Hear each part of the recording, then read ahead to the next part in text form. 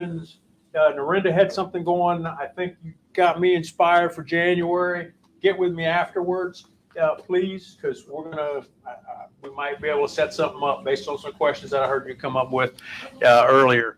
But that's how we figure out what we want to do here, is through interactions. Speaking of which, December is generally our, hey, we listen to you. What do you want to do for 2023?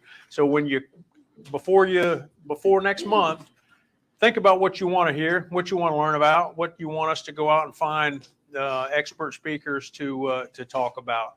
And we'll see if we can't set something up for you for 2023. So that's December's topic. It's kind of what we do. Welcome first timers to come back next month. With that said, it looks like multifamily is a very interesting topic tonight because we're filling most of the seats. So I'm looking forward to it. Andrew, right here behind me, short-term rentals. How long have you been coming to PREA, first of all? About 5 years. About 5 years. Multifamily. Landlording, flips, slow flips, now multifamily. I own a rooming house. I do all my work too. So. Which some will tell you is a good thing and some will tell you it's a bad thing. I will tell you, be careful if you're going to do your own work, because I've lost deals spending too much time with my head in the drywall mud. So Mixed. I've lost big deals with my head in the drywall bucket. So take that for what it's worth, right? Tell you what, put this on your thing there. I'm going to let Andrew get going because I know we want to hear about him. Can you all hear me? Is that good? All right. Well, I've been meaning to come up here probably for a while, but this is the month that I'm up here. All right, multifamily. All right, quick question. How many people own multifamily? That is, do you have a duplex or larger? How many? All right. I see about, 6, 7 hands. How many would like to have a duplex, a triplex, a quadplex, or something bigger? Okay. So you're at the right place then. All right. Can we go ahead and get the presentation up? Yeah. So as far as what I'm doing is I'm going to kind of talk through this. I'm going to kind of show you the deal that I went through and kind of like a professor, kind of break it down, share with you some of the nuggets, etc. So it's kind of, I'm sharing the deal, but I'm also sharing you kind of a little bit of instruction behind the deal. Of like, okay, what did I look at? What's this? What number's important? What key performance metric is important to pay attention to? And then I'm also going to tell. I'm sorry. I get it. And then I'm going to tell you about all the bad news, the real deal. It's like you do the deal and it looks great on paper and it's humming along and everything looks great, and then it intersects with real world. Things do go wrong. All right. Let's see if we can. Almost had it. Almost had it? Now it's really goofing up on me. Uh-oh. I knew this was going to give me a hard time tonight.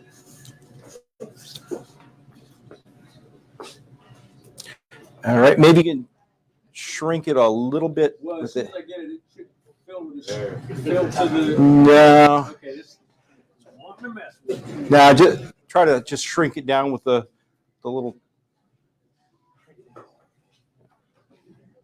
There we are. See if we can.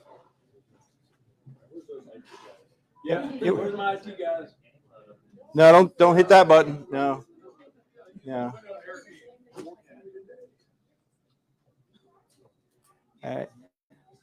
All right, you didn't like me pushing out. What do you want me to push? The little minus bar there. Maybe that'll. No. Okay. You got to grab it from the corner and shrink it a little bit.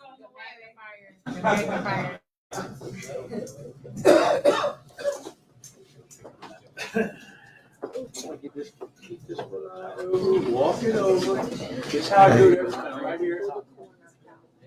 There we are. Okay. I knew it was that little box. All right. So this is the actual property. It's in a town called Galix, Virginia. It's about a 5-hour ride. If you go out to Virginia Tech and drive another hour further, almost heading back into North Carolina, you'll get there. 33 units. East Elm Holding is actually a venture myself, my wife, and my daughter. We put all the money for it. So it's a deal all in the family. Next slide. Now, next slide. Should be able to go, scroll down. There we go. All right. It's Yeah. PDF, so Yeah, it's one PDF. to do a little different. Okay. Unlike the Marine Corps military, I'm not going to do 3 things. There's actually several on here, 6 things. I'll give you an introduction, kind of overview of the deal, kind of a quick investment summary. This is the kind of investment summary you might give to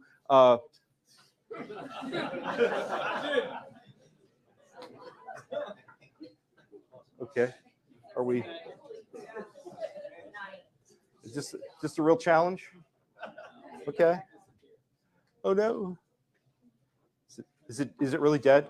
Okay. I have no idea what. All right. Well, we can do some of the stuff while you're doing that. All right. Introduction. Ignore the guy behind the mirror. Enjoying the. Okay, give me a quick introduction. I'm retired Air Force, did 24 years as an officer in logistics. Got out, went back to work because I didn't know anything else, and went back to the government. Went to work for the Navy as a civilian, and after that, I've moved over to the DoD. My specialty is business process performance improvement. Some of you may have heard of like a Lean Six Sigma Master Black Belt. That's kind of what I do. Now my job, they loan me out, and they are actually having me do real estate. I'm working in a now 2 years plus temporary job. At my agency, I am the budget keeper for about $60 million worth of real estate, 300 locations. So I essentially pay the rents to GSA because we don't own them. We just lease them from GSA. But every time we want to shrink, expand, move a location where we have our people, I have to coordinate that and pay for it. So that's my day job. That's what I do every day. My background, every time I moved in the military, I fixed my houses. So every 2-3 years, I was doing the houses, did all the work myself. So I'm skilled in trades. I don't do my own AC work, but I do the plumbing, the electrical, roofing, tiling, flooring, general construction. But I don't do the specialties. What else? I have a portfolio that I've kind of turned over. Maybe scroll that forward a little bit without killing it. I have actively worked as a landlord. So I've bought properties, fixed them up, managed them, sold them. And that's kind of how I got the money. How many of you all familiar with like Monopoly, right? You buy 3 or 4 houses and then you trade them in for a hotel. That's exactly what I did. So, what are my skills? Basically, with the multifamily, I had to do everything. So I did the deal underwriting, the asset management, the accounting, everything that's involved with getting it done. I didn't get any help. I did it myself, including lawyering, which was very hard. I wrote my own contracts. So it was interesting. But what I'm looking for right now, my goal is I'm looking for larger units, 50 to 100 size units. Because if you can do it once, you can probably do it again a little bit bigger. So that's what I'm looking for, my goal. That's pretty much it. I've done all this kind of stuff self-managing. So with the 3 properties I had, I bought 2 townhomes in 2017, held them for a while, slow flipped them, sold them, did a straight flip, bought something cash, flipped that. So those 3 houses became the kernel, the acorn, the money, seed money to buy the multifamily. So that's how did I get there? I didn't have anything post-divorce, put new money together, and that was it. I did buy a 4th one, which is the rooming house, and that one I still kept. So I didn't trade in all my houses. I kept one. So as far as how do we get there, you just basically work hard, save your money, and level up. Study hard. All right, next. All right.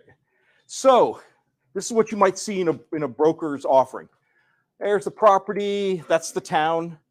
It'll show you where all the high spots are. A picture of the property. It's actually the building right behind it. That's the police station. I've got about a 1-minute response time every time we call them. They come right out the building and they're right there. And it's actually literally downtown. I mean, it's right in the middle. What's cool about Galex? It is billed as the mountain music capital of the world. They have the annual World Fiddlers Convention there. They've got several other events. They've got Smoke on the Mountain, which is the Virginia State barbecue competition. So they've got a lot of fun things this summer. In the wintertime, not so much. They also have all kinds of kayaking and canoeing on the New River. So it's a pretty fun little mountain town. There's town itself, it's about 15,000.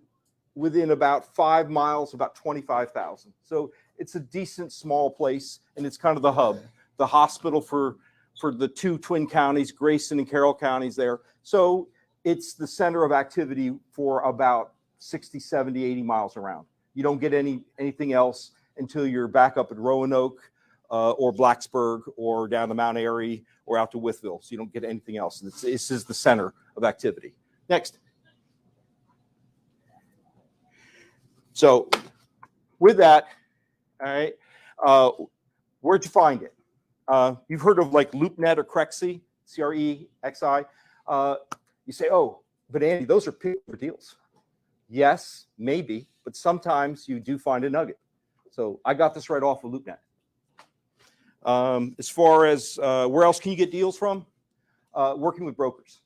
So you may find there's multifamily brokers that are in the area that you're looking. Reach out to them, check the listings. These are very, these are very good ways to go looking for it. What attracted me to this deal? Actually, a couple things. One, there is low vacancy. You can't find an apartment anywhere.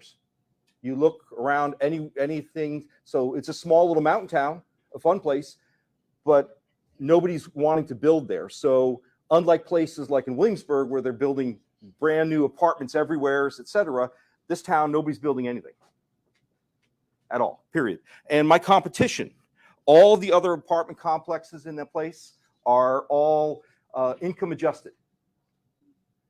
And okay, with income adjusted, do they have long wait lists or short wait lists? Long wait lists. So essentially, the place that I bought is really the only normal apartment building in town. All right. Other things that you do is you go ahead and you make sure that when you're looking for a deal is what else is in town. Well, the county hospital, the twin county hospitals in town, Vaughn Bass Furniture Company. I mentioned to you about the mountain music, all these festivals that are there. There's all kinds of micro manufacturers, 20 to 30 to 40 person shops right outside, 10 miles away, right along Interstate 70, I-77. Why? Easy on, easy off, affordable, etc. So there's lots of little factories that you hardly ever see, but they employ workers that have a good salary. Other things, Mohawk Carpet Mill, 15 miles away. And my daughter's biggest thing, she says, Dad, I'm not going to put any money into this place unless there's a Starbucks. There is a Starbucks in town. All right. So this is the property. Nice pictures. Obviously, the broker will not put bad pictures in. They only put nice pictures in. But a lot of the apartments had been updated, rehabbed, etc. Personally, after seeing it a little bit later, not quite as high standards as you like, but decent, workable. So it was a mixed bag. So some stuff was done right, some not so much. Brand new roof. It's a motel style building. It has a flat roof. They put a membrane roof on there that still has 12 years of warranty on it, plus. So I've got a roof warranty for a high quality membrane roof. Exterior paint. The whole outside was redone. It looks actually pretty decent. LED courtesy lighting. So everywhere they went ahead and replaced all the bulbs with LEDs on a timer, and it lights up like a Christmas tree. And it's very nice, and it costs me almost nothing to run the external lights. So these are all the kind of the pluses. Why would you consider looking at a 45-year-old property? Because they had done some good stuff. They had done 22 models that remodeled. Yeah, some vinyl flooring. There's other ones that were not done, and that's typically I won't say we're ploy, but it's a methodology where you'll have investors come in, they'll buy a multifamily property, they'll do half of the remodeling, and then they'll basically pitch it as this is value added for you if you buy this. And they'll try to get you to pay for as if everything was remodeled. And they say, well, it's easy. We just did this. Here's the plan, how to do it. So that's very typical when you look shopping for a multifamily to see it partially done, because the old owners want to move on and sell it. And they say, hey, this is not hard. We did it. You just finish it up. Okay, some other stuff on here. Yeah, they call it repositioning. So it was partially repositioned with the with the rehabs. Being 45 years old, it's an old building, but remarkably, it's pretty straightforward. Concrete block, poured concrete floors, the membrane roofing, you'd rather not have it, but with a warranty, okay. It's truly, they call a class, when I bought it, it was class C minus, perhaps even class C minus, not quite D. What's, you say, okay, for those that haven't heard of it, what's a class A, B, C, or D property? Okay, class A property is generally brand new, built within the last 10 years. It's got all the amenities. It's up to all the recent codes. It sparkles. It's shiny. There's nothing. Now, usually those are built and the nice high-paying tenants move into it, etc. They're very expensive, and there's usually not much profit in it for a landlord. Unless you are coming in with big money, like corporate investors or pension fund investors, etc. They're the ones that do that. Average investors, like you all here, probably, no, it's just not. Class B, those are dated, generally 10 to 20 years. They have some features. They're a little worn on the edges. Maybe they've been let go a little ways, but generally not. And those are just good average between working class and white collar is generally where people want to live in them. They're nice, but they're not as expensive as the new Class A's. Class C, these are functionally dated. Generally, they're 30 to 50 years old, and they have problems. They have tenant problems. They have management problems. They're worn on the edges. Very rarely are they up to standards. They have all kinds of different issues. However, they're also profit centers. You generally buy them much, much cheaper, and they have problems and warts and hiccups, but you can generally make a whole lot more money on them. And yes, is it possible to take a building from Class C and make it B? Yes, that's when you do a major rehab and update of your property. You probably heard about them taking cotton mills and all kinds of schools or old motels and redoing it. Generally, you can. I would say you can bring them up to probably a B plus max, because you really can't bring them up to an A, because an A is just like a new car smell. You can rebuild the car, but you never make it new. All right, and Class D. Class D is gangland, absentee landlords, drugs, non-functioning shootings, places that you wouldn't even want to take the dog, even if he is an attack dog. You don't want to take him there. So, and there are places around like that. So this place was on the verge of becoming D, because we had some drugs, we had a number of things. It was just short of being lawless. So if you think of a lawless community, that's Class D. Okay. So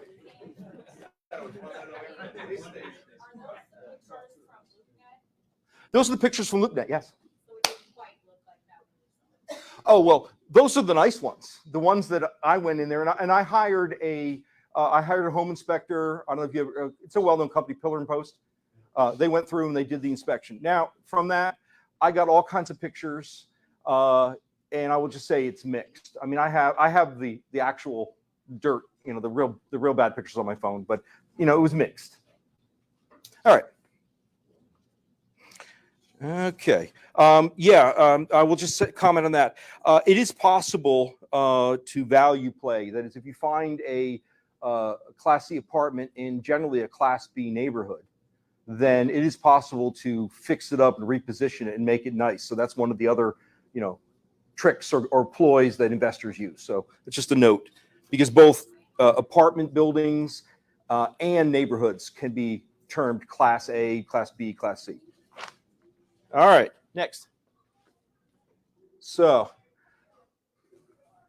this is what I would pitch, saying, okay, this is the deal. So when I'm out, if I were out raising money, I'm not raising money, but if I were out raising money, go, hey, this is the story. This is why we need to do it.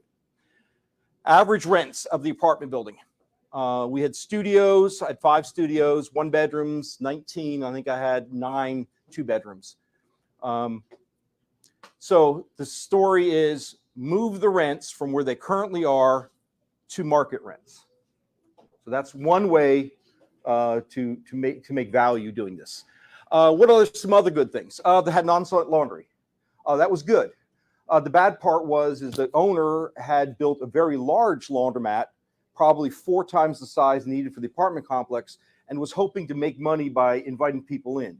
Well, the laundromat was actually in the 2nd floor, buried in the building, and it attracted more bums and vagrants. So first thing I did was I got rid of the public laundromat and made it. But I got all these laundry washings and dryers. So if anyone's looking for coin-operated ones, I've got a boatload of them.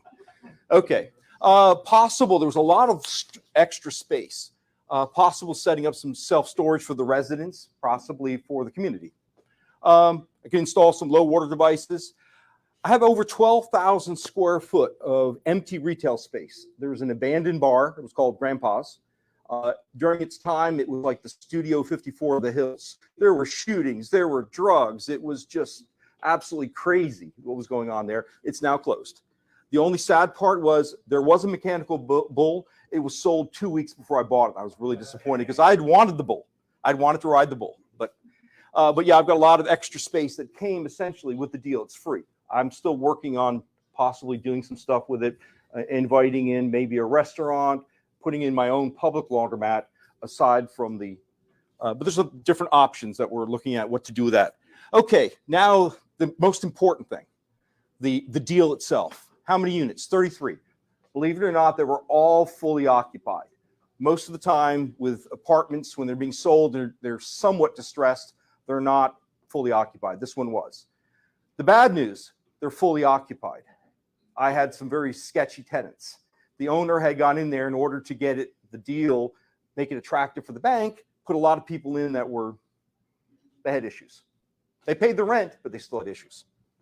All right. Asking price was $1.5 million.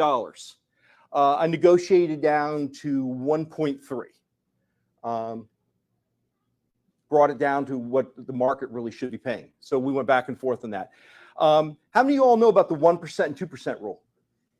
Right, 1% rule. Right. So basically, if you charge $1,000 a month for rent, then you should be able to get it maybe a place for $100,000. That's roughly the 1% rule. Well, the 2% rule is if you can buy a place for $50,000 and you can rent it for $1,000 a month, you're doing really well, aren't you?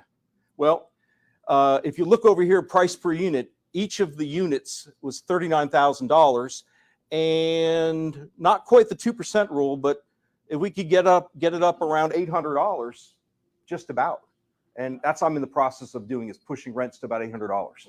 So that's why multifamily versus individual is kind of interesting. You can get more value.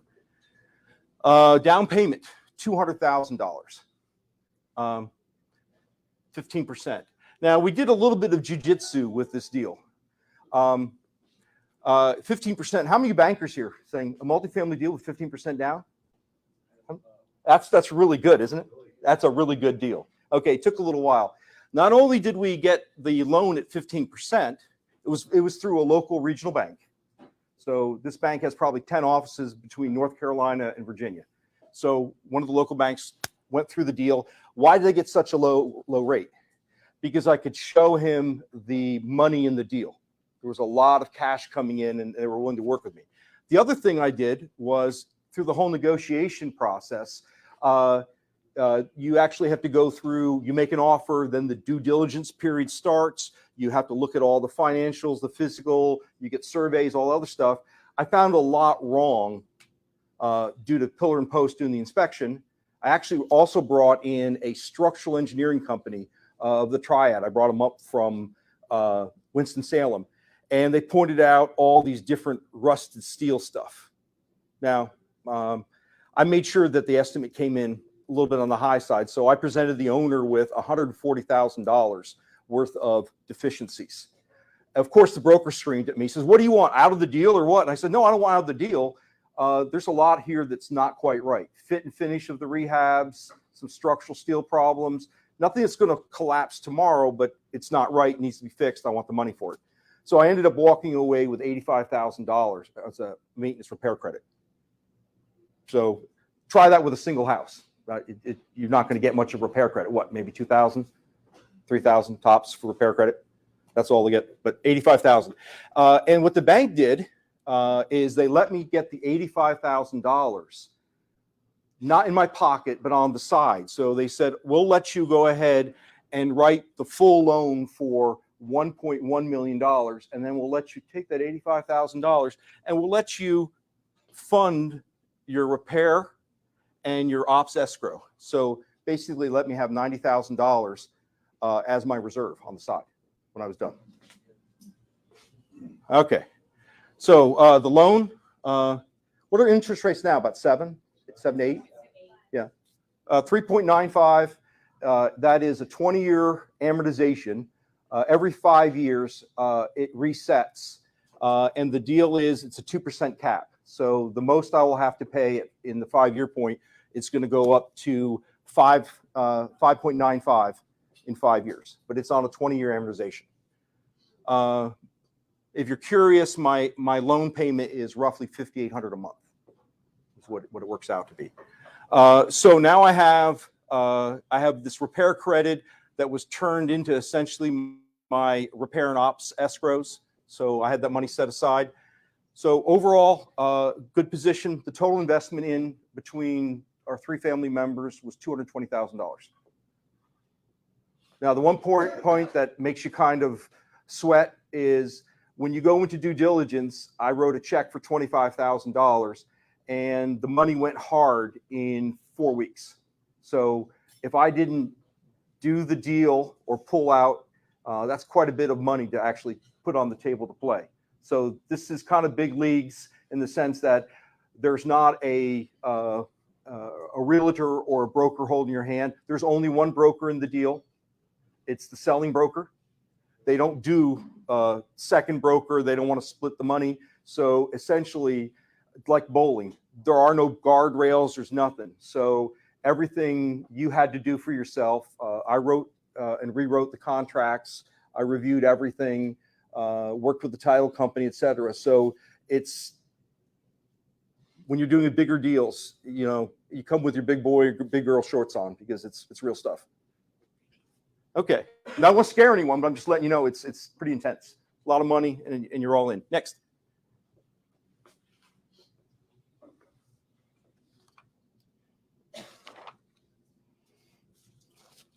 Okay, why? Now we're doing the operating statement. This is what they'll give you. They'll give you an operating statement. I'm not going to say brokers lie, but brokers lie. They paint the facts in the best possible picture, and if the seller tells them things, they take it at face value and they put it on paper, even though it's not necessarily all true.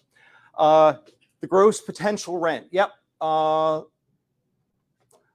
looked pretty good based upon the rent roll and the trailing, they call them T12s, trailing 12 months of income and inspections.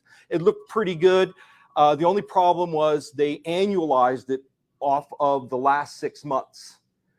6 months prior, the apartments weren't full. There was all kinds of irregularities. So what they did was they said, "Oh yeah, that number, that's annualized from the last 6 months." So it really didn't reflect the last actual 12 months of operations because they worked really hard to fill the place up. So buyer beware. That's one of the notes there. Lost gains, those were all pretty reasonable. I couldn't verify the laundry income, but I could, could see the number of people using it. So that was just I had to take it on faith, and it came out pretty close. Everything else, the taxes, the insurance, the utilities, electrical, all the repair and maintenance. They showed me some bills, some major purchase items. The rest of it I didn't get to see. So that's a red flag. I couldn't see the repair and maintenance bills. Wonder why. But I did get to see where they replaced since this is a hotel style, they showed me the paperwork and the warranties of all the replaced units. So all of the heat cooling units that were put in, they had actual repair bills on. They were all replaced, brand new. So I said, okay, well, it's kind of the way it is. The operating reserves, well, that's generally whatever they say it is. You can't see it. They didn't show me. I didn't get to see Schedule E. I didn't get to see anything else from the owner. All I got to see was the rents, and there was actually a rent receipt book and all that. We'll go into that a little bit later. It was good for the last year. Older than a year, it was sketchy. The manager had been stealing from the owner, but I found irregularities as I went further back. 5 years prior, it was just wild, wild west. But okay, but I'm buying it. I don't care what they did. I just want to know what can I do going forward. All right, management fee.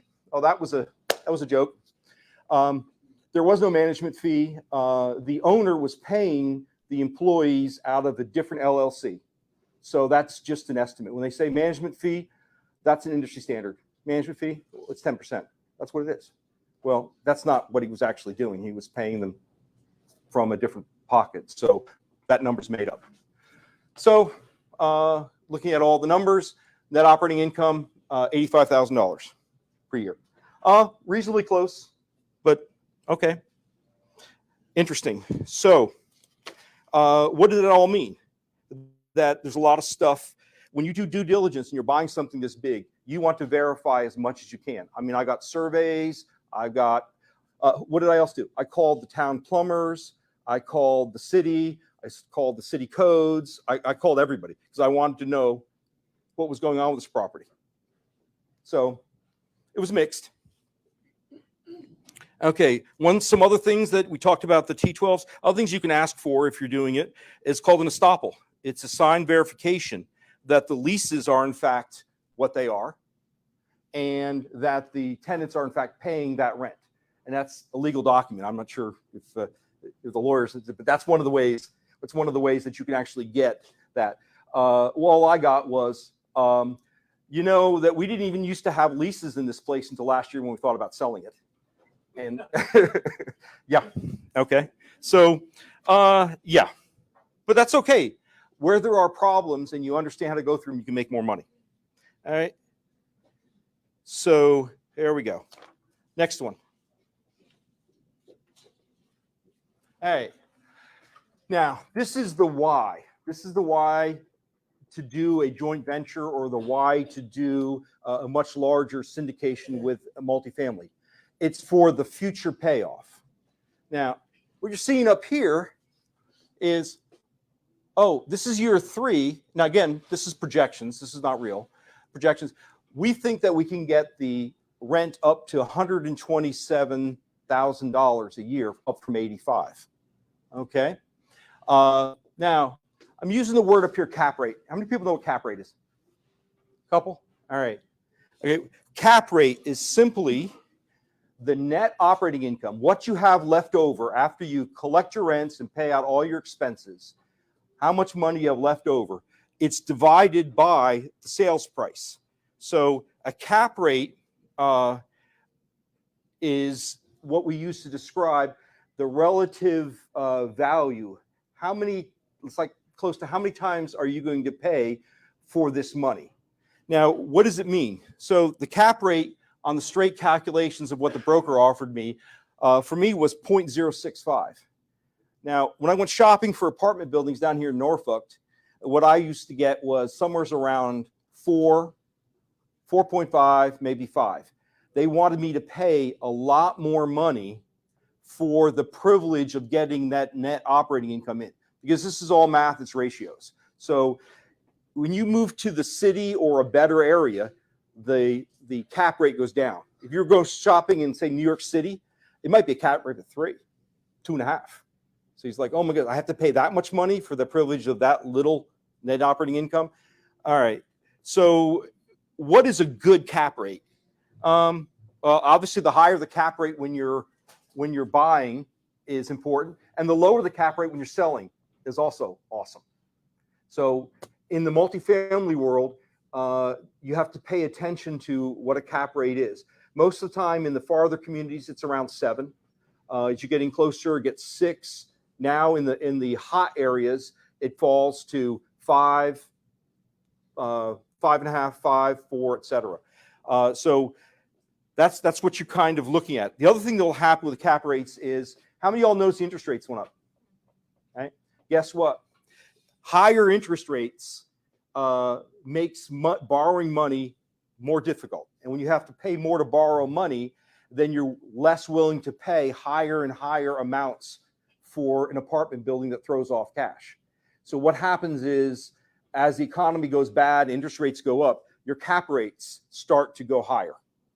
And when things were really, really hot and there's all kinds of great money and the economy's humming along, the multifamily world was very competitive, and cap rates started going tighter and tighter, lower and lower. So you have to pay more and more for an investment. So it's kind of the, sorry about the professor, but that's kind of what you're looking at. So I paid at a cap rate of 0.065, which was okay. It's close enough to 7, so I could live with it. So the question is, how do you make money on an apartment building? It's called forced appreciation. Forced appreciation means I either raise the rents, income goes up, or I trim expenses. So I fired everybody and I raised the rents. Okay, well, yeah. Okay. But you can't do that forever. So I had to put something else in place. But I'm just saying in generality. So if you do that, what ends up happening? If you raise your rents and decrease your expenses, your net operating income goes up. And if the market conditions doesn't change, if you bought it around a 7, you can probably sell it around a 7. However, right now, with the economy going really bad, this area might turn into an 8. And you go, uh-oh, that means that an investor is going to pay less to get into my property. I can't sell it for it. But heck, I'm still up to 127,000, so I'm good. So then I'll just keep it. If I can't sell it and get the best deal, I'll hold on to it. But this is the projections that we're looking at. These are the assumptions. This is what we think that we would have to sell at a sale price. And if you all are doing the math, you say, wait a minute, that's really closer to the NOI should be, the NOI and the cap, that should be around 1.8. Yeah, but I'm also looking at is I have to give back something to the buyer to make the deal happen. So that's really what I think it's realistically worth at a sale. Now, don't forget, just like with the single family houses, you also have your loan. As you pay down your loan, you actually getting more and more equity. It just happens faster and bigger with 33 units versus, instead of just 1. Okay, so what else? So, as far as the selling out, so if I raise the rates and I get 127,000, if I sell it at my 0.65, I get 1.9 million. Then I have to give some to sell it. 7, I get 1.8. If it goes up and the market turns really bad, I only get 1.56 million in value. So that's why cap rates are kind of important. You need to know it if you're an apartment investor. Okay. Everything looks good, but I'll say, but wait. Just because I raise the rents doesn't mean I can always control expenses. I just got hit with a 12% electric increase bill. Unfortunately, this is an older style, so my tenants don't pay for electricity. I do. I also got notified of a 5% water bill increase. So I'm kind of unpopular. I'm raising rents, but I also informed them all my expenses are going up too. So it's just the way of the world. So all that has to be managed and balanced. Okay, next. Okay, real life, year 1. I bought this in 20th of December. So we're almost a full year. What went great? I've raised rent 16%, 8% in June, and I've also raised them another 8%, not coming until January. I've given them plenty of notice, plenty of time. I told them all about how Appalachian Power is raising rates and the city's raising sewer and water, et cetera. And I appreciated them as a tenant. However, I'm forced to raise rents. So 16% increase. I thought about RUBS, and that is Resident Utility Billing System. How many of you have ever heard of RUBS? Okay, couple. Basically, that says even though you don't have separate electric meters, you can come up with a way to split up your electric and water costs based upon square footage, occupants, basically whatever schema that's fair and reasonable, you can go ahead and bill back. Well, this is Blue Ridge Mountains. This is hillbilly country. People understand one number. Give them one number. That's all they want. Just talking about one number. Don't make it overly complicated. So that didn't work. Just, I'm not going to do it. That's culture. One number. Is basically, this is the price you pay, all bills paid. Very simple. Storage space. That's going to take some time for me to turn that over. I did, however, implement pet deposits and rent for pets. People were shocked. What do you mean I have to pay $25 a month for Fifi? Sorry. And what do you mean $200? That's the one-time fee that I charge every time somebody brings in an animal. And you should see the shocked look when people have been sneaking pets in and they get a notice saying, oh, what's this $200? Well, per your lease and your addendum, deposits come out first before rent. So you're now $200 late on your rent. Better pay it or I'll see you in court. So that has been an income area. Been putting in low flow water devices. There still is a high demand for the property. Even though I'm raising rate, I still get plenty of phone calls. So on-site manager. Originally thought I was going to go with a leasing company, a management company. They told me, no, we won't touch your property. I go, why? Well, it's got bed bugs. It does have bed bugs. Yes, and it's been nasty. It's been horribly nasty, but I've now been able to take care of that. So I got an on-site manager, and basically she does everything for me, and I have an apartment in trade. So basically, you stay here, you do what I need to get done, and it all works out. So I've trained this person to do it. So I've had to come up with the whole asset management, property management thing. This is what you do. This is how you tabulate. This is how you collect. This is bring to the bank. So all the duties of managing a property, I've had to train someone. It comes to the territory. Bed bugs. Yes, I've had 4 apartments infested with bed bugs. They did know it was there. They hid it from me, but they didn't really mention it.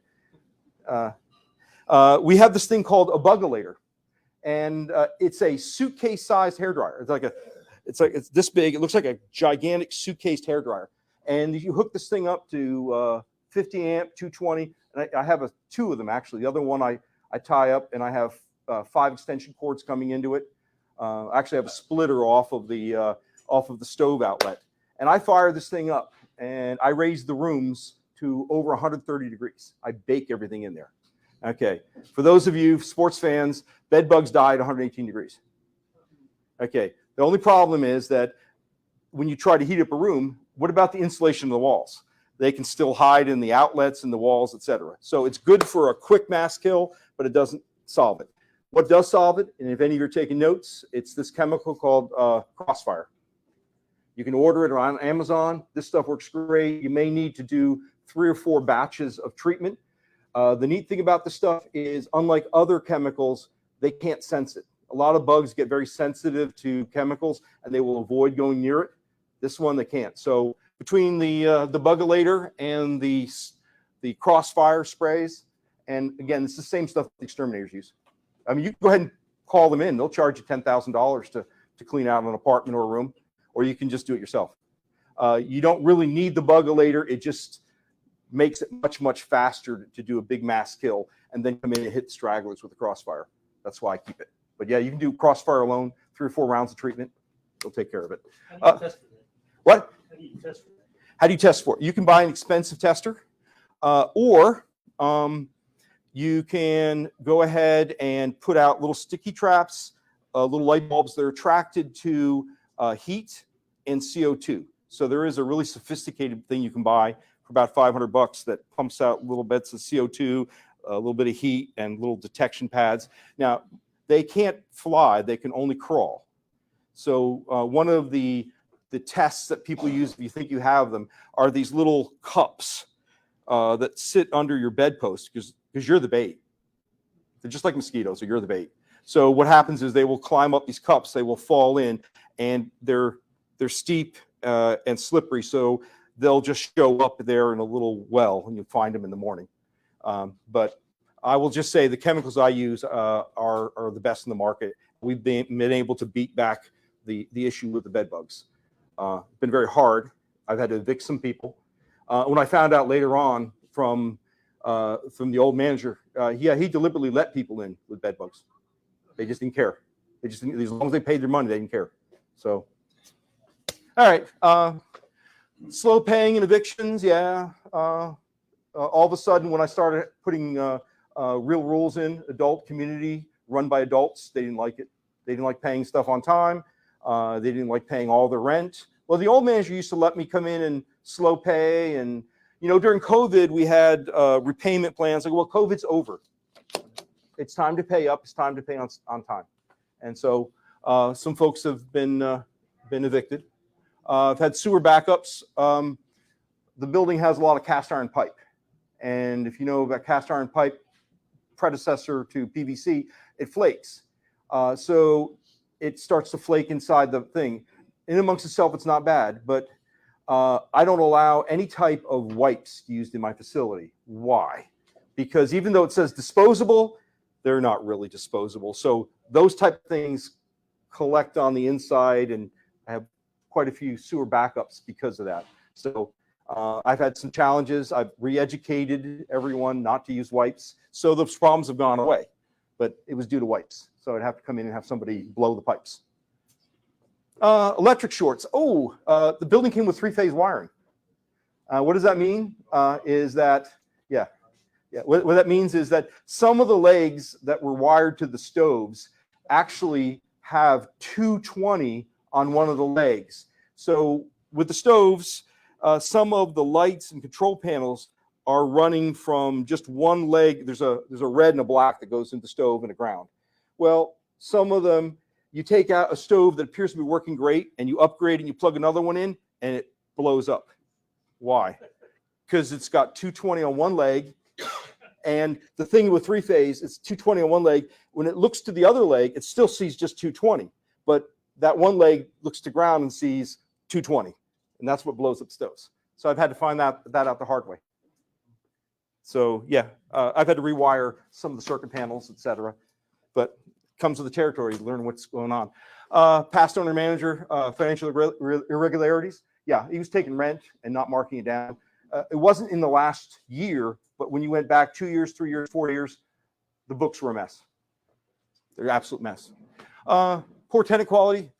Because of the reputation this place has had, being a C minus location, you got people who paid money, but they weren't the best quality, didn't follow rules very well. So we've been now taking some people out and putting new people in. It's a process, okay? Tenant noncompliance, damage. The original deposits there in the place were only $200. I've automatically raised them up to $500. People, well, you can't do that. Well, one of the things I did was I converted everyone to month-to-month leases. With a month-to-month lease, I give them 30 days. I can change the terms of everything. I can also give them, I don't like you. Here's your 30-day notice. Your tenancy is canceled.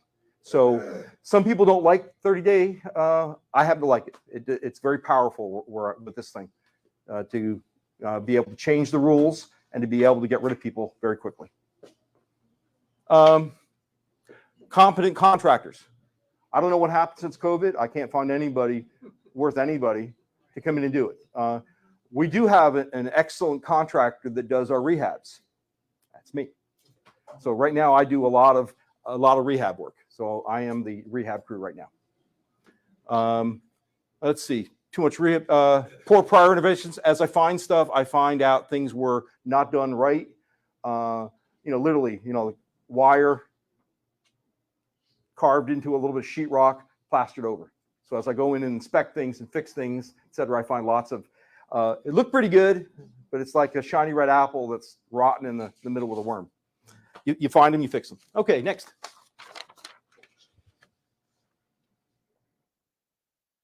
I hope I'm not boring you, but this is the real life when you go through it. Okay, real life projected. This is what I thought over there on the right, what I would be getting per month. Thought I'd be getting 20 grand a month. I thought my profit would be 8,500. I thought that occupancy would be at 95%. Economic occupancy. That's people that are in there, but they're not paying. So you have everybody, and then you have the paying percentage. That's pretty reasonable. You're always chasing somebody, etc. But what really is happening now? This actual is the number of months I've been in business. I averaged them all up and threw up the numbers rather than showing you a big table of this going up and down. Just gave you one column. Reality is I'm at 82% occupancy and 76% economic occupancy.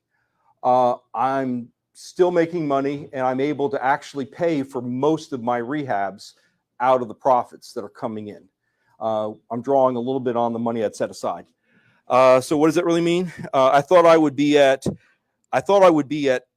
2 empty apartments, possibly 3 with a vacant, slow pay. What I'm actually experiencing is 5 units empty and 8 units between empty and evictions, transition, et cetera. So I have 8 units out of 33 that are not paying right now. But I'm still doing okay because the deal was rich enough to get into, and it will turn around. Next. Now I'm going to do a little bit of just quick kind of like education stuff. Here's some of the terminologies. So you're thinking about doing multifamily, your gross scheduled rent, that's what you expect to get in your building if all the units are rented at the lease price. That's your optimal, ideal. What happens? Well, loss to lease, lost rent due to vacancy, rent incentives, non-payment. Typically, it's around 3 to 6%. All right. Sometimes I experience a little bit more, but 3 to 6 is about right. Effective or collected rent. That's your rent scheduled less those losses. So that's what you actually get in your hand. That's the rent that I got each month. All right. Economic occupancy. Yeah, that's occupied. You occupied and paying as opposed to just occupied and deadbeat. Other income can come from laundry, vending, parking, pets. Some big complexes actually have designated numbered parking spots. You have to pay for that number. That's ways to make money. Some places have concierge trash. They'll come pick up your trash. $45 a month. So there's all kinds of profit centers that are not necessarily tied to renting a room. So a good operator of an apartment building knows all these. All right. Collected rents plus other income, that's your total income. So if you have wash machines, you have concierge trash, you have pets, you have all kinds of other stuff, that all together is your total rent, your total income you take in for your property. All right, other things that are important. Capital expenditures. Well, roofs are expensive, hot water heaters are expensive, et cetera. For you all that have single houses, how do you handle capital expenses? Now, if you do a rehab and it's all like made new, you're not too concerned about it. But if you buy an existing property, you got to set a little bit of money aside just in case. So it's the same thing. Apartment building, you got to set a lot of money aside, reserves aside, and that's what that is. Reserves. Reserves from apartment building size. Typically, you'd want to set aside anywhere from $3,000 to $5,000 a month, if you can. When do you stop it? Probably when you have at least 50% of your annual income is probably enough. Expenses, your repairs, your maintenance services, management, salaries, utilities, insurance, taxes, marketing, legal, etc. Okay, when you evaluate deals, the number is actually 45. If you're trying to go in and say, not knowing much about everything, does something even look like a good deal? Use the number 45%. It ranges from 40 to 65. Mine is closer to 65 because I pay for electricity and water. So if it's a landlord pays, it'll be on the higher end. Doesn't mean it's a bad deal. It's just it'll be different on the range. If you self-manage versus pay for management, it'll come out different. So it's important to know what your ratios are. Your net operating income, that's your gross income less expenses, aka cash flow. That's why you're in the business. So NOI is a very key indicator. When you look at any multifamily, what's my NOI? Next slide. So just remember with that NOI, the two levers are raise rents, lower expenses. Pretty simple. Okay, some more stuff. We talked about capitalization rate. That's the NOI over asset price.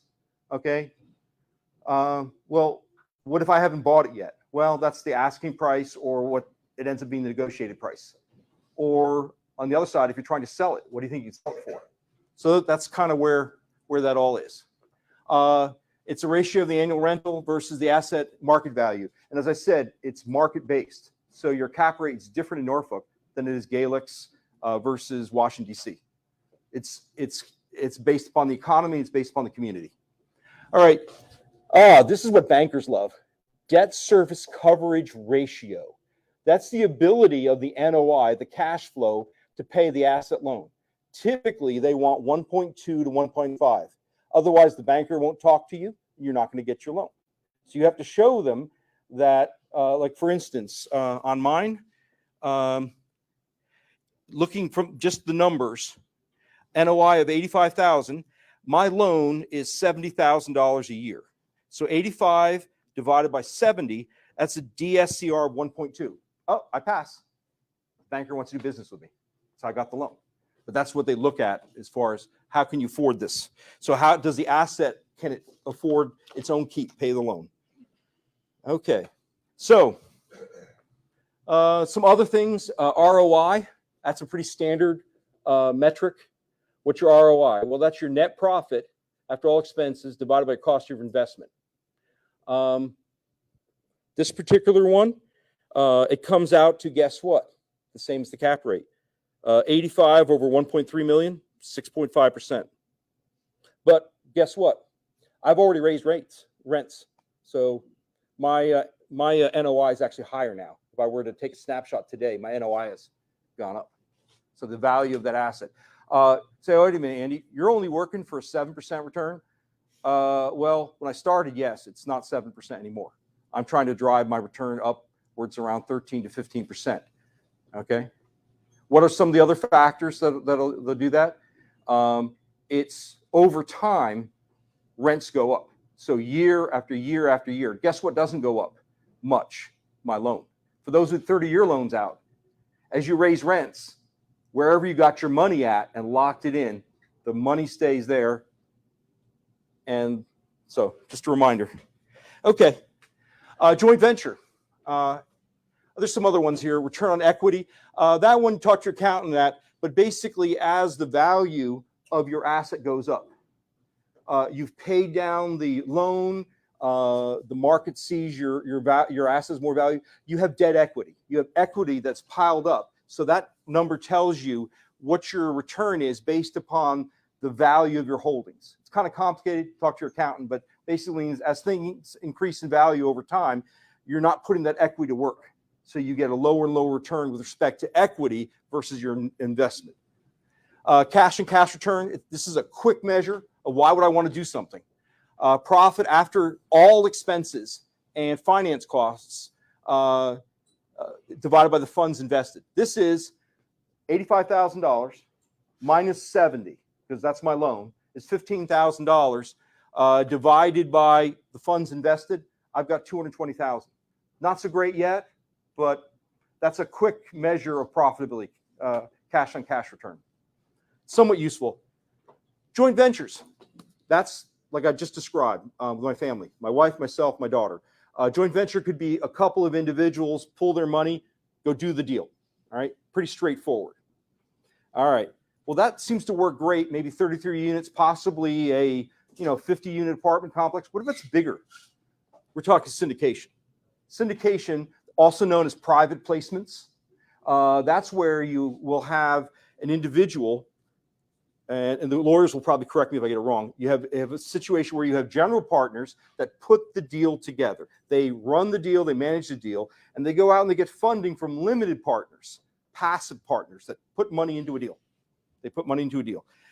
There's two, the way it generally shakes out, and again, typical splits are 40-60, okay? Which means, guess what?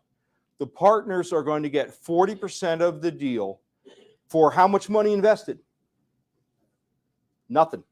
Just doing the deal. Because the splits are based upon effort and payout for the money put into the deal. There's different splits. There's all kinds of different payout structures, et cetera, but that's a typical one that you'll see. All right. Now, these are for large deals, medium-sized, $10 to $200+ million deals.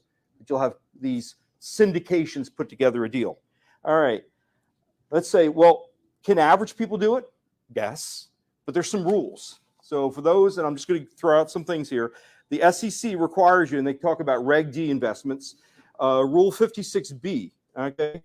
Now, Rule 56B says you can have an unlimited amount of investors and funds raised, except you can only have 35 non-accredited investors. What's a non-accredited investor? I'm pretty sharp.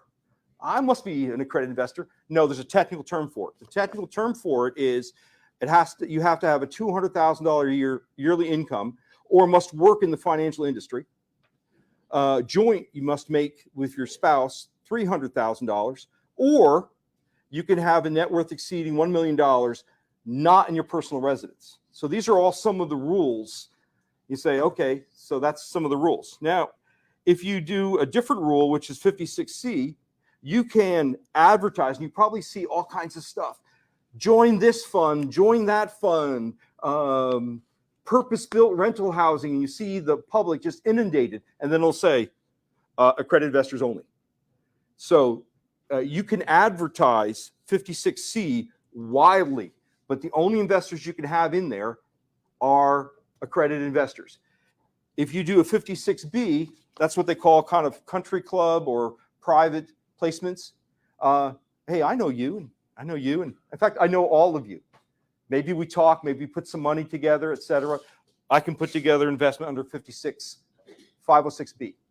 So those are the two things that are primarily out there. I'm just presenting this kind of as education, just so hey, if you ever hear it, this is what it means, etc. So when you see syndications, those are the two types that are usually out there, and they're for much larger deals. And oh, by the way, I have money in one of these, and guess what I use to fund it? My Roth IRA. Because many of these syndications will accept cash, of course. They'll take traditional IRAs and they'll take Roth IRAs. So you can do that. Self-directed Roth IRA. Self-directed Roth IRA. Yes. They're also known as checkbook IRAs. Yes. Self-directed. Exactly. Thank you for the correction. All right. Next.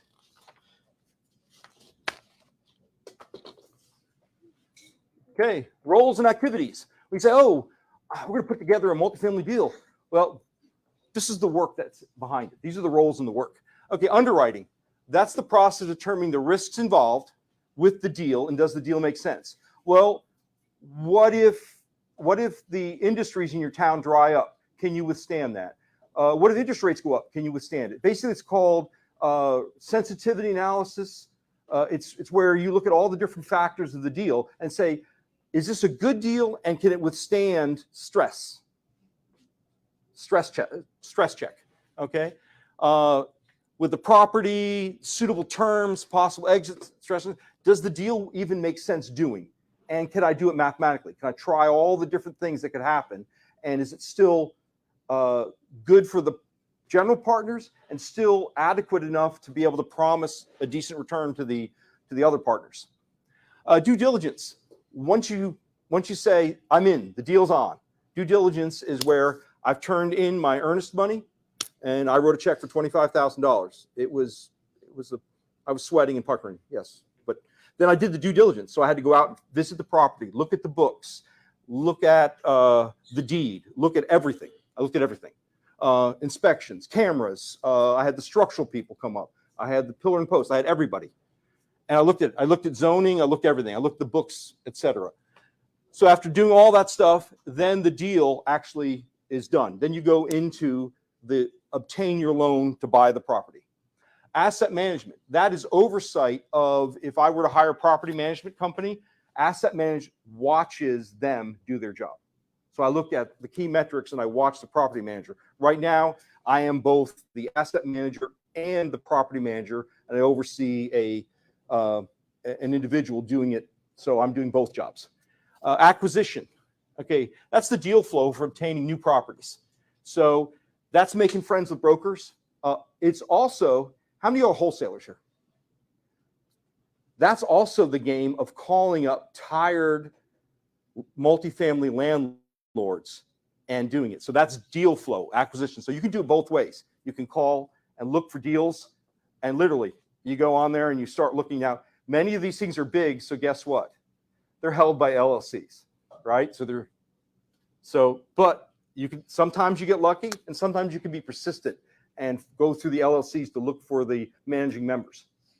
All right. So yes, you can do this, and that means, yeah, one of the options with multifamily investing is multifamily wholesaling.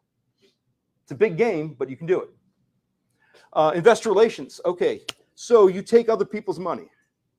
Guess what? They need to be talked to. They need to be explained what's going on, what's working, what's not working, etc. So that's an actual role. Now, right now, I have to call up my daughter every once in a while, and I talk to my wife across the kitchen table, and I whip out QuickBooks. Not too much, but it's sophisticated. If you have a large portfolio, it's a sophisticated job. It's very big. Fundraising. Okay, this is where, like I would be here, I might be giving an investor presentation. It's fundraising. Now, I'm not doing that here tonight, etc., but that would be a typical place where I would meet with many people. It could be live, or it could be a podcast.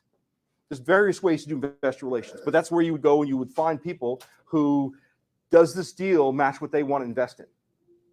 And do they feel like they want to be partnership? It's like getting married. You date a little while, share things, talk. Then you go, okay, well, we're together now. Okay, send over the money. No? That's the way my wife is. Like, now send me the money. Okay. Finance. That's the record keeping, the payments, the payouts, capitalization, collateralization, depreciation, cost segregation. Have you heard of cost segregation? Couple? Okay. Cost segregation. Normally, when you buy an asset, you just depreciate everything. It's what? For a house, 1 over 27.5. But guess what? If you have a large enough place, you might be able to bring in an engineer who specializes this, and they'll break out all of the equipment, the furniture, fixtures, we call chattel, all the stuff and they'll break it out, even the copper pipes, etc., that wear out faster than the building itself. So why is that important? Well, if you get a cost segregation study done, you can accelerate the depreciation of your building. And why do investors like that? Because they can make more money faster, and then they just sell it. Sorry. And tax reporting. So that's the finance. Yes. Aren't those really only beneficial for real estate professional status tax filers? No.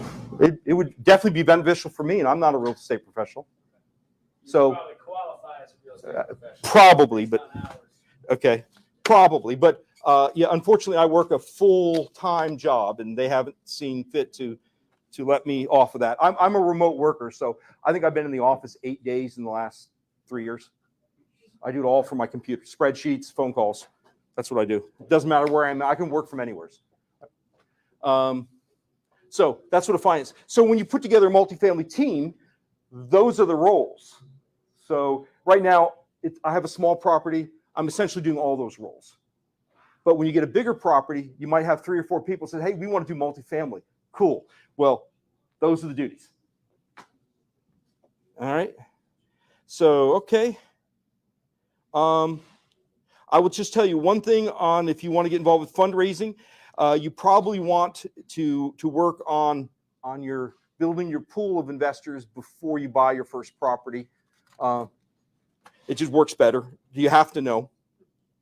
I mean, you've heard, well, if you have a great deal, money will come. Yeah, but it may not be fast enough because a lot of these deals go fast. So you probably want to have an investor pool built before you go to the next level. So yes, in one sense, I'm working on that. You all here, nice to meet you. Technically, I've met you all, so you might want to talk. All right, next. All right. That's how I can get contacted. I didn't put my phone number up there, but you can have that too. 757-784-7037. Even if you just want to talk and ask me questions, I don't care. I mean, for me, who's an expert in multifamily? Well, I know Jared Kushner owns a lot of property, but I don't think, he would talk to me. Mr. Cardone, yeah, he owns a lot of property. He wouldn't want to talk to me. He's on podcasts. He's really, truthfully, the one you're trying to talk to as an expert is probably just 2 or 3 steps ahead of you. I mean, I found people that are doing this ahead of me, and I pestered them for information, for how to. So that's how it got happen is, I've been working on this for years, but I've been staying in contact with people who do multifamily investing a couple steps ahead of me. So it's not magic, it's persistence. I also read lots of books. There's one out there, Steve Burgess, Multifamily Investing. There's lots of books. There's several good books out there. Get any of them. Read them through cover to cover. I also listen to podcasts. How many of you all listen to podcasts? Cool. All right, I'll give you who I listen to if you want. I listen to Kevin Bupp. He does apartment buildings and trailer parks. I listen to Rod Khalif. He does apartments. And I listen to Joe McCall. He does wholesaling and all kinds of other stuff. And that's who I listen to. So my wife says, what are you doing? I'm in school. Leave me alone. All right. If you all want to indulge me, I have one more thing for you. Would you like to do a live deal? Okay, I've got a live deal. Want to bring it up? This. Okay. This is an actual live deal I pulled off of LoopNet. So this is real. This is live. You can bid on it right now. I don't know, disclosure-wise, I guess this is an academic environment, so I don't think I'll get in trouble.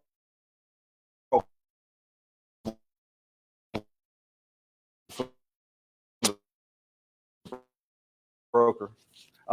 It's just outside of, where is it? Greensboro, North Carolina. It's a 12-plex. All right, let's see if it works. No. All right. But so this is if I were, and you say, all right, how many things do you do a day? Sometimes 3 or 4 deals a day.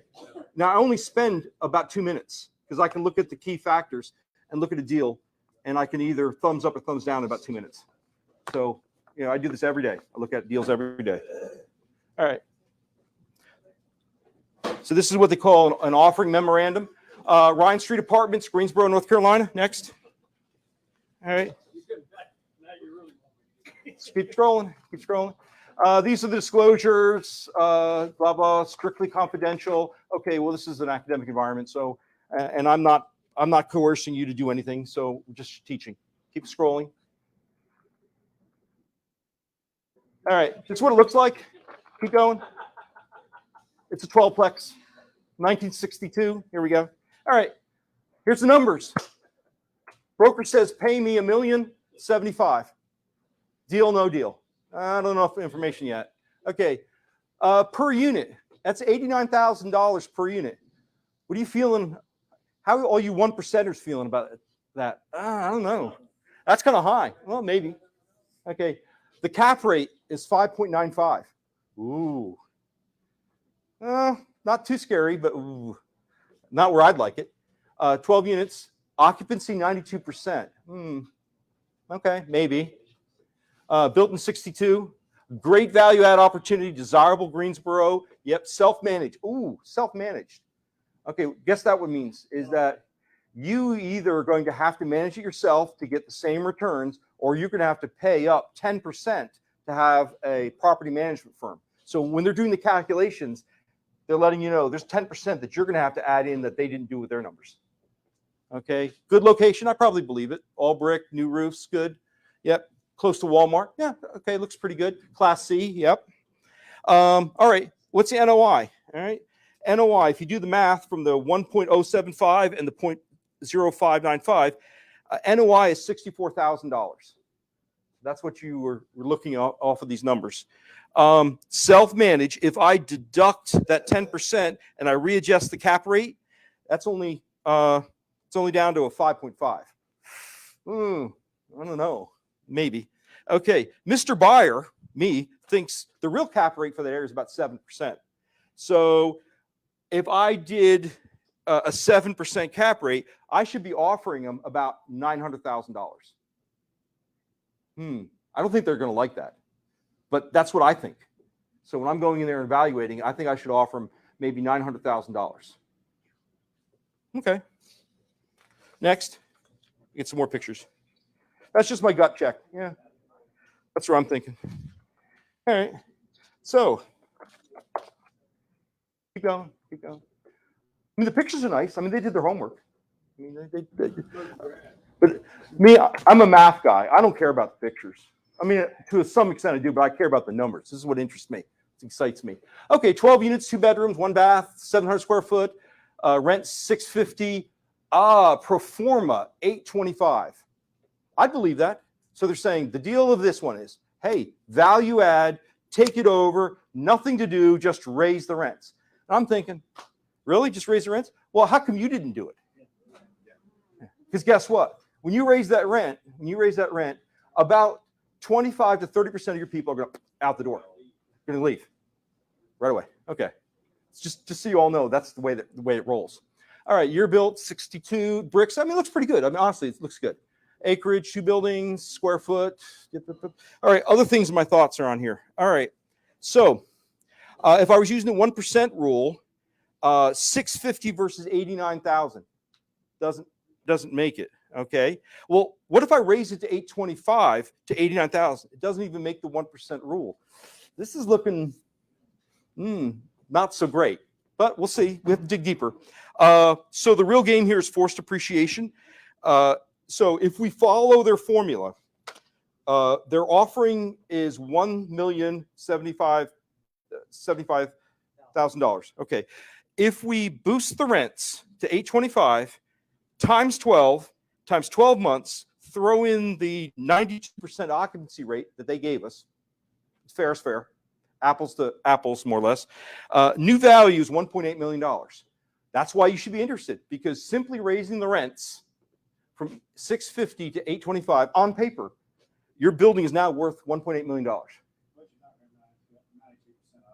See, that's the real world is that while you're doing it, you're going to get a drop off before it comes back up. So that's just real world as you rotate your tenants. But if it ends up there and sticks there, it could be worth 1.8. If you get the occupancy up higher, maybe even more. So this is why I want to do the deal. And guess what? It's only one closing. It's one loan. I mean, 12 houses versus 1 house. I'm getting excited. This is it. This is the promised land. Not quite. This is not quite. Not quite. Okay, keep going. I get some more pictures. Now, on the good side here, I'll just say is water heater, electric. The tenants pay water, sewer, and electric. So that's a much better positioning than I have with the 33. So maybe, I'm saying maybe, that's one thing you should take note. Oh, the tenants are paying that. So that means your expenses should be on the lower end. Okay, keep going.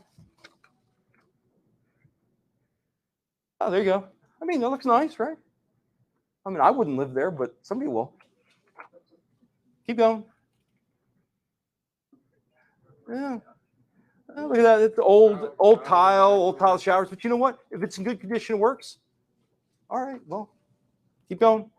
There's a subject property.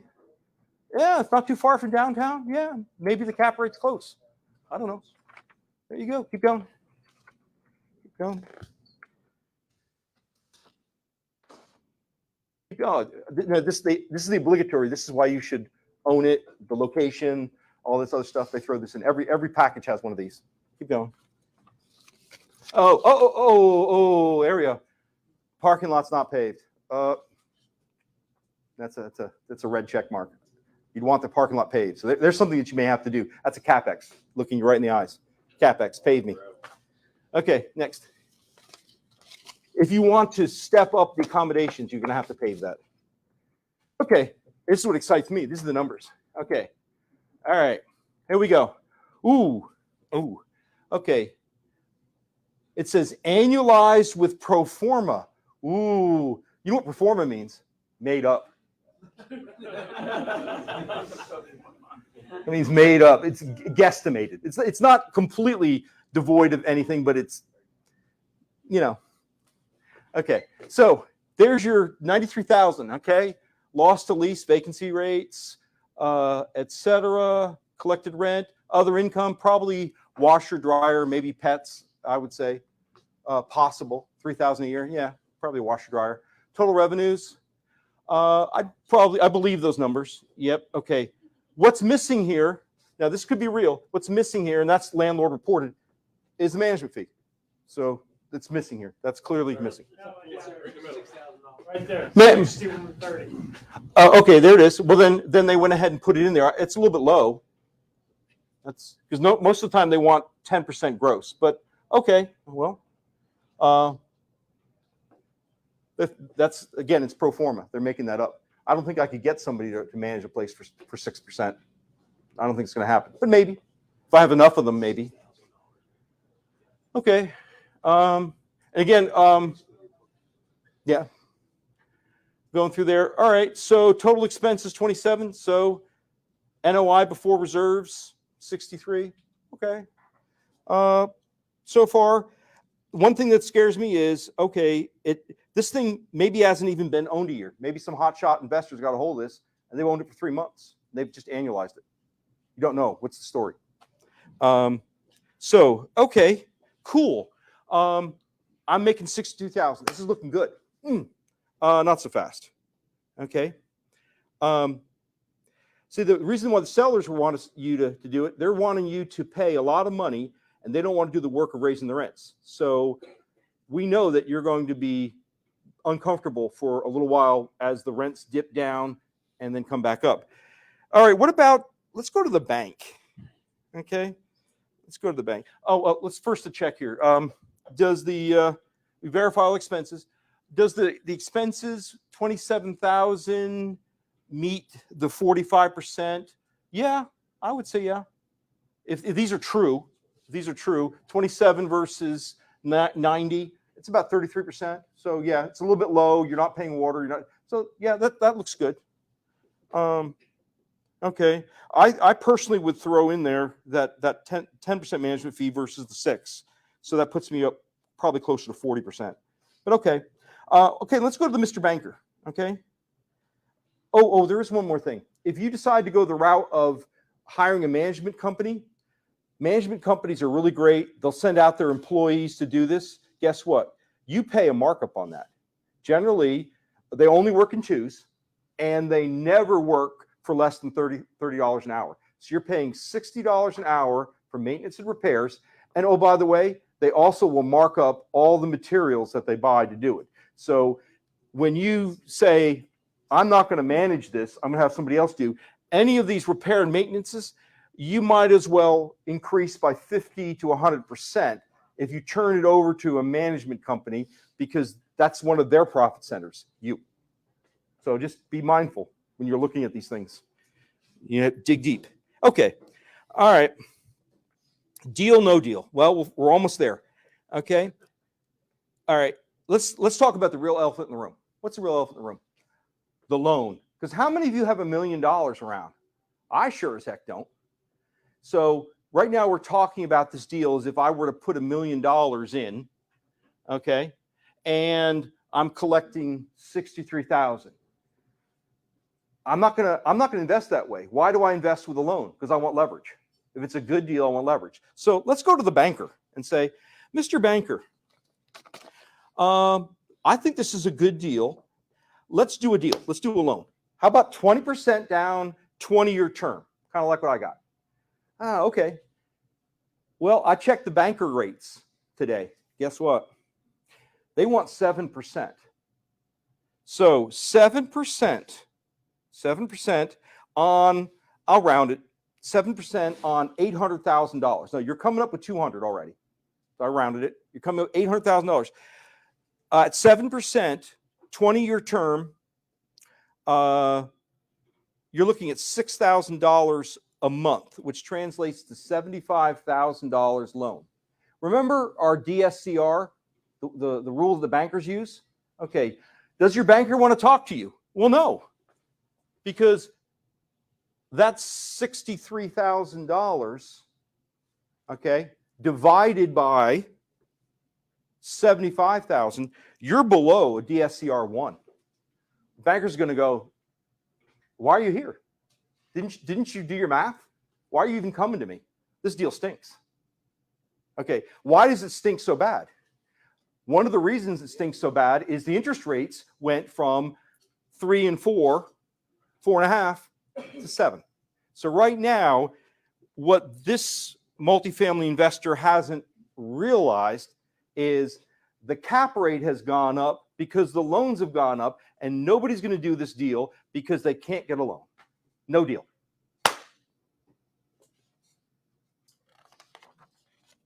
Let's go one more, and just one more to get off the stage. One more. You put a bigger down payment, but is it your ROI goes down? So yeah, you can. Yeah, oh, well, you can put 50% down. Well, do you have $500,000 around? We're in this to make money on little money. We want little seed money to grow big acorn trees. We want little acorns to grow acorn trees. So it's not a really great deal. Here's the comps. This is all they provide is what else is out there nearby and what is it renting for, okay? So based upon this, they're getting $850, $850, $825. These the sellers of this are not off the mark. They're right. This works. Well, the one thing that you want to be also careful of, check the square footage. What's the square footage of your place versus other places? It's a little small. Is it small enough to matter? I don't know. Possibly. Because guess what? They do check the rent per square foot. So that's one of the metrics that's checked. So maybe it matters, maybe it doesn't. If you are in close, like if you're getting an older property, downtown Richmond, downtown Greensboro, downtown Winston-Salem, this may not matter because the size of it is the size of it. You just have to deal with it. And I think that is all I have. So the answer is no deal because I can't get a loan. So I just wanted to just go ahead and bring you through the process of doing a deal. What does a deal look like? And that's really all I have for my presentation. If there's questions. So the DSCR the banker looked for would be 1.25, is that correct? 1.2 to 1.5. If you got better than 1.5, he'll be like all excited. He'll say like, "Can I get you a car loan too? You want to finance a boat? Because like you're getting all kinds of money in." But yeah, 1.2 to 1.5. Yes. You ever tried like pitching owner finance to brokers or anything like that? Yeah, you can buy multifamily with owner finance. Normally, it kind of works like a wedge. So, for instance, if you go to a banker and say, "All right," the owner looks at this, and why would an owner want to do owner financing? Because they got a large asset, but they don't want to have to pay a big tax slug or lump at once. So a lot of times what they'll do is do owner financing, but generally it's in the range of 20 to 50% of the building. They generally don't want to do 100% owner financing. So a lot of times you can get into a deal by saying, all right, and the banker will say, they personally want to see my skin in the game. So say, well, Andy, I want to see at least 10% of your money in there. Then we'll see owner financing, and then we'll write a loan at, say, 50%. So if I'm putting in 10 and the owner gives me 40%, and then the bank gives me 50%, maybe 60 in that range, and we put together with 2 loans. Now, a lot of times the owner financing deal, they'll set it at a 10-year payment. They might want a balloon, etc. Does it make sense to do a balloon? Yes.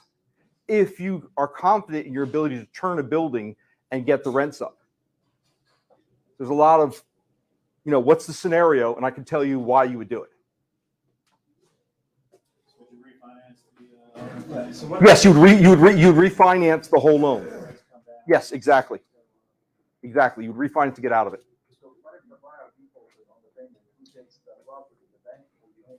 It depends who's in first position. Most of the time, the banks will always be in first position.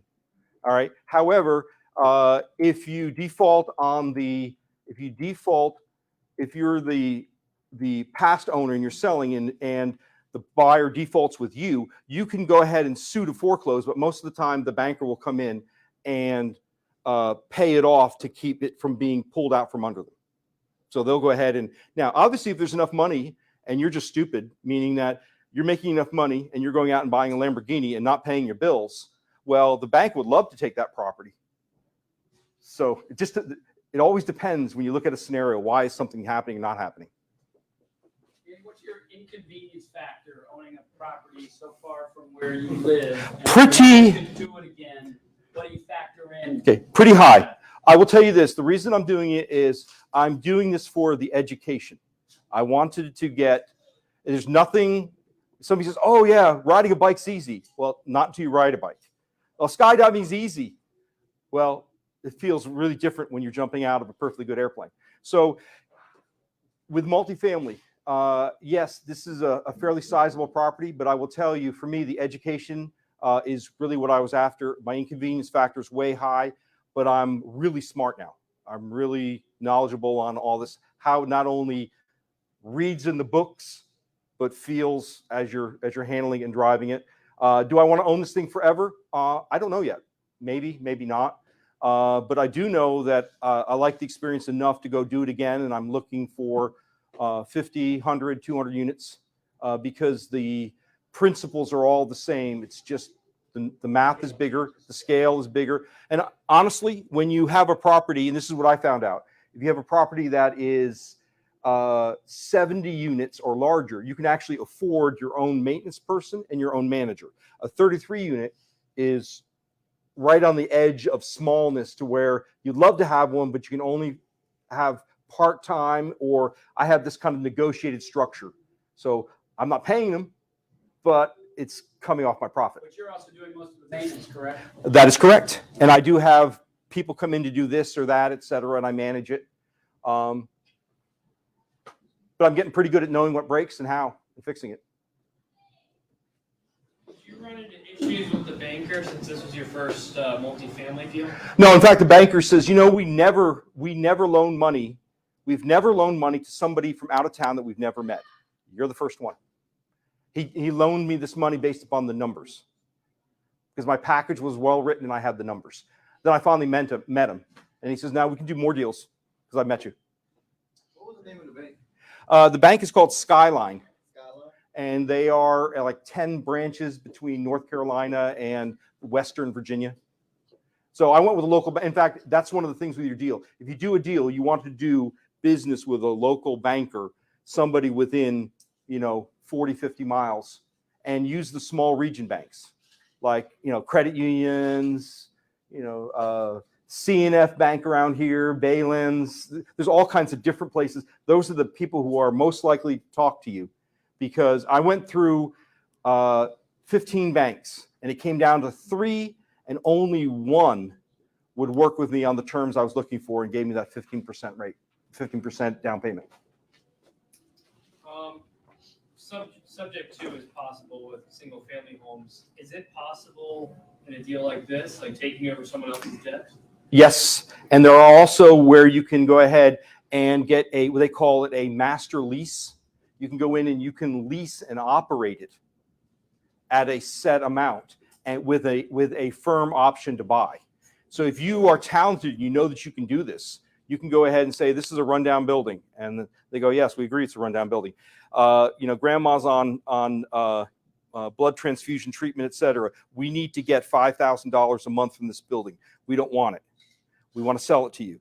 And you go, ooh, but I can't get a loan. This is really bad. It's a D+. It's kind of scary. It's sketchy, et cetera. But I go in there. How about if we do a master lease for 3 years with two 1-year options? And we set the price now based upon the income and conditions now. And then I'll operate it. I'll pay you your money. And then when I'm ready and I have my financing lined up and I've thrown out the riffraff, I've boosted rents, I've fixed the building, and now I can go to the bank and say, well, hey, look at my NOI. Look at my ROI on this thing. This is off the scale. They go, cool. show me your contract. Boom. Good. We'll write you a loan. So you can do that. You can operate as a master lease for a year or 2 or 3. Lots of different ways. I know it's been a little bit long, but I hope you liked the information, the instruction.